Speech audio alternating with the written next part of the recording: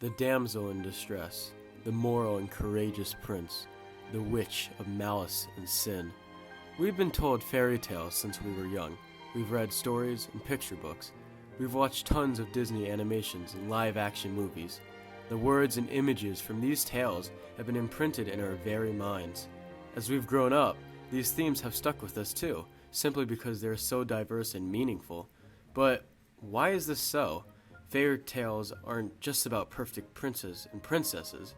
Instead, they are important because they focus on human imperfections and how to overcome or accept them. For example, in The Little Mermaid, Ariel aspires to walk among humans despite her father being against it. However, Triton learns by the end of the movie that humans in Atlantica are not so different after all, and that people's dreams should be encouraged rather than denied. In Beauty and the Beast is originally a cruel and selfish prince before the witch transforms him into a monster.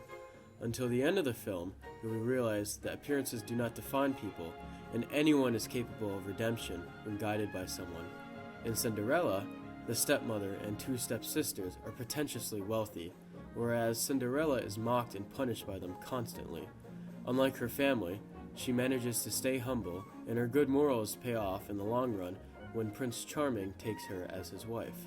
The iconic name Rapunzel is an example of a fantasy character that embodies the idea of that damsel in distress locked away in a tower. In a way, Saint Barbara is a Rapunzel, Rubeda is a Rapunzel, Petronella is a Rapunzel, Persinette is a Rapunzel, and of course, Rapunzel is a Rapunzel.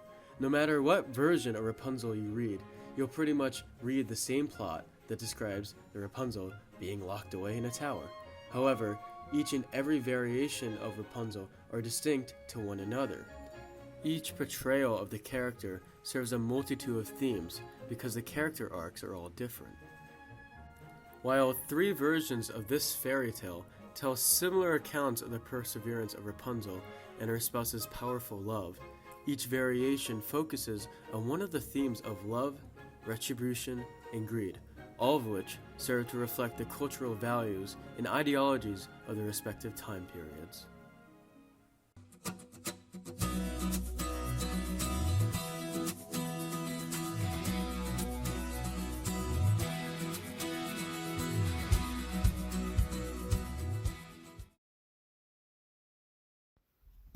In Charlotte Rosé de la Force's Persinette, the story begins as Persinette's father trades her off to a fairy in order to take parsley from the fairy's garden to satisfy his wife's cravings. The fairy raises Persinette outside until the age of puberty, upon which she builds a magnificent silver tower deep inside the forest for Persinette to live in. The tower contains all that Persinette could desire: large and airy rooms elegantly furnished, wardrobes full of sumptuous clothes, delicious meals that are gracefully served by invisible fairy servants, books, paints, and instruments so Persinette would never be bored.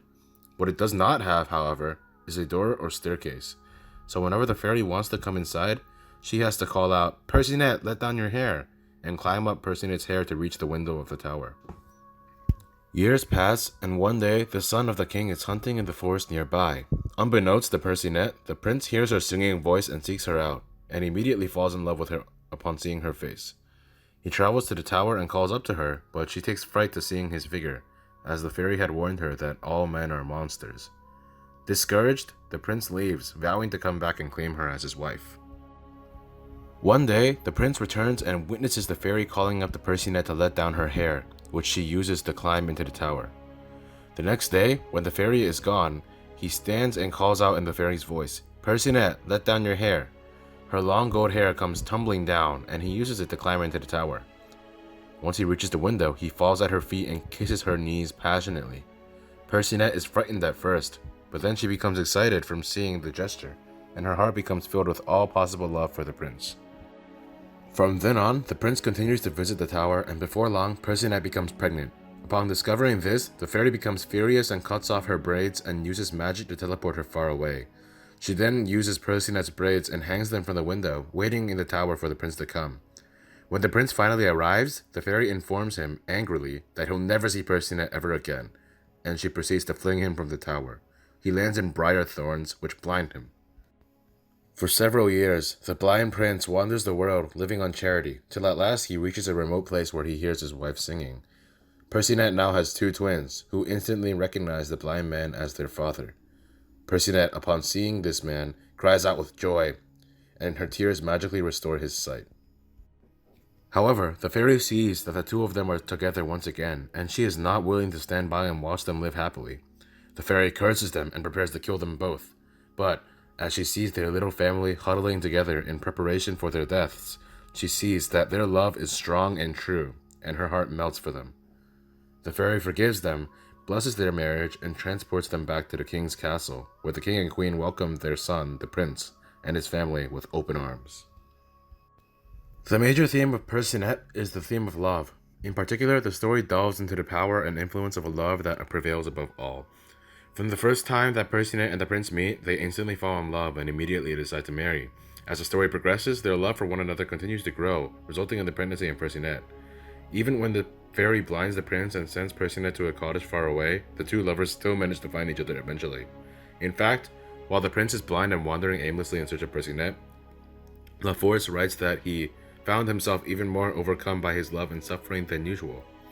Ultimately, LaForce clearly indicates that it was their powerful love that brought them back together, and we can see that this love also kept them alive when the fairy was prepared to kill them. The beautiful story of Persinette is also a great reflection of the French cultural values of the time.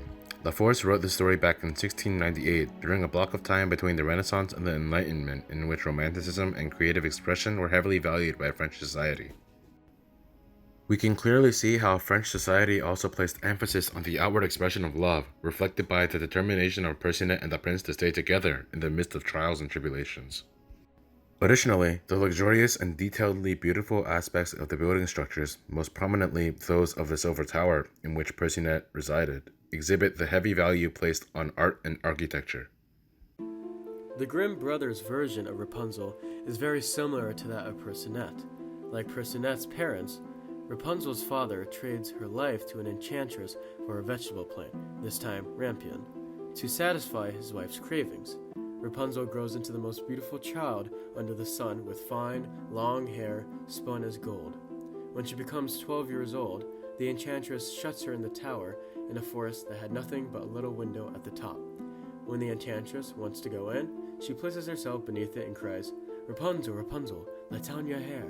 Upon hearing this, Rapunzel lets her hair down and the enchantress climbs up the tower using it.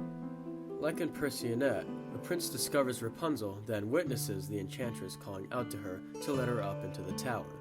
Using the same phrase that the enchantress had used, the prince tricks Rapunzel into letting him up into the tower the next day. Upon meeting one another, they both fall in love and Rapunzel decides to accept his hand in marriage. As time passes, Rapunzel becomes pregnant, like Persinette. However, once the enchantress discovers this, she does not send Rapunzel away to live comfortably like in Persinette. She instead is disgusted by Rapunzel and cuts off her hair, then throws her into the middle of a desert to live in great grief and misery. When the prince comes back into the tower looking for Rapunzel, he is instead met by the enchantress, who mocks him and tells him that he will never see Rapunzel again, for she is gone. Out of his despair, he leaps out of the tower and barely manages to escape with his life, but the thorns in which he fell pierce his eyes, so he loses his vision. For years, the prince roams in misery, when at last he reaches the desert in which Rapunzel, with the twins to which she had given birth, a boy and a girl, lived in wretchedness. He hears Rapunzel's voice and finds her, and they fall in love again and weep together. Two of her tears wet his eyes, and they grow clear again, restoring his vision. He then leads her to his kingdom, where they live happily ever after. Now, the major theme of the Grimm brothers' tale of Rapunzel is the theme of retribution. The story spends a great amount of writing to detail the suffering and anguish of Rapunzel and the prince as a result of the enchantress's actions. Unlike in the story Persinette, where Persinette enjoys a peaceful life in a faraway cottage where the fairy banishes her to, Rapunzel suffers a long, painful experience in the hot, wretched desert, in which she also had to give birth to her twins and take care of them herself for many years. Furthermore, the enchantress tortures the prince by describing how she got rid of Rapunzel, prompting the prince to jump out of the tower in his despair. While in Persinette and Rapunzel, the prince loses his vision, the story of the prince's suffering in the Grimm's version is written in greatly more detail and takes over a significantly longer period than that of Persinette. Ultimately, the story of Rapunzel, written by the Grimm brothers, focuses much less so on the materialism and love that Persinette delves into, and much more so on the punishment and consequences that Rapunzel and the prince suffer as a result of their actions. The dark, tumultuous story of the Grimm brothers' Rapunzel reflects how German and many other European societies of the time valued learning above all else. Many of the stories written by the Grimm brothers involved horrible suffering or endings that taught those about the consequences for freely pursuing after human ambitions. In the case of Rapunzel, Rapunzel and the prince secretly pursued a relationship with one another outside of the guise of the enchantress, and were deservingly punished for their actions when the enchantress discovered Rapunzel's pregnancy.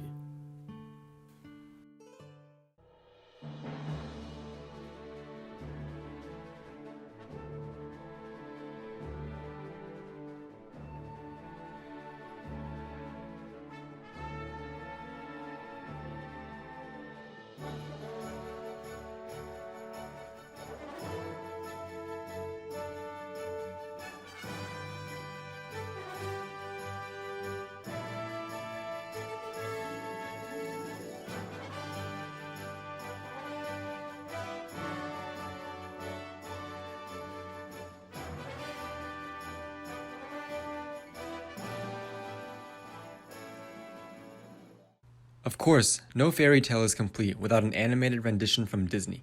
The 2010 movie Tangled, directed by Byron Howard and Nathan Greeno, is the modern take on the famous fairy tale. In this film version, the roles are reversed. Instead of a royal prince finding the lady, it is the royal princess who is stolen away by an old witch, Mother Gothel, and the man who tries to find her. In Tangled, greed is ultimately overpowered by love. Initially, Flynn is consumed by the desire to steal and get gold and riches. He is depicted as a scavenging bandit, looting wherever and whenever he can. Greed can also be seen in Mother Gothel. She hides the magic flower from being found, just so she could use its powers to restore her youth. Even as Rapunzel grows up, Mother Gothel strictly prohibits her from leaving the castle so that she would never lose her source of youth. However, Mother Gothel's greed is different from that of Flynn. After encountering Rapunzel, his desire for riches gradually fades and is replaced by compassion for Rapunzel. When they first set off on their quest, Flynn hopes to scare Rapunzel from venturing too far away from her tower. He is manipulative and tries to get his loot back. However, as their journey progresses and culminates in the Lantern Festival on the lake, Flynn's priorities ultimately shift, which can be seen when he pushes away the tiara. In this way, Flynn can be seen as a dynamic character as opposed to Mother Gothel, who is more of a static character. Mother Gothel only values Rapunzel's hair, while Flynn values Rapunzel's heart and person. Is it ruffians? Thugs? Have they come for me? Oh, a rat! There's a rat! Tangled is similar to the first two stories, and that Rapunzel gradually breaks free of her fairy or enchantress or witch mother's grip. This first happens when she encounters the prince of the story. However, Tangled puts a spin on the traditional story by reversing the roles. Unlike Persinette and the Grimm brothers' Rapunzel, Rapunzel is no ordinary lady. She is the daughter of royalty, while Flynn is just another bandit in the kingdom. As it is Disney, there's also a fantasy aspect added. In this movie, some of the magical elements include the power of Rapunzel's hair, Mother Gothel's witch abilities, and other elements. Tangled also features a much more complex and diverse setting than the first two stories.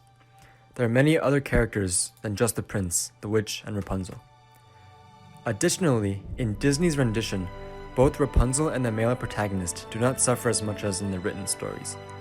For example, the prince is blinded by thorns and loses his eyesight. These differences between the historic versions of Rapunzel and the modern version contribute to a much more interesting and engaging story. Despite changes in characters, motivations, and themes throughout these three versions of Rapunzel, the story of Rapunzel is one of love overcoming hardships.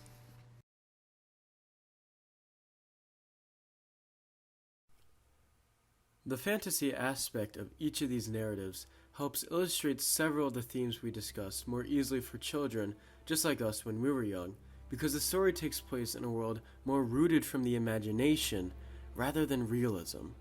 When you dive deeper, not just into Rapunzel, but fairy tale stories in general, the characters become much more than they are on page. It's clear from our analysis of Rapunzel that fairy tale characters represent living, breathing people with a sense of conscience and personality. They're grounded from the world that is built around them. Each character may have conflicting ambitions, yet strong beliefs, but they are certainly flawed in some ways more than one. The best fantasy characters evolve past their fairy tale stereotypes and subvert expectations. These are the characters that are made from writers who want to tell a new story, whose writing doesn't lack originality and purpose. Characters that are beloved by many are created from writers who care.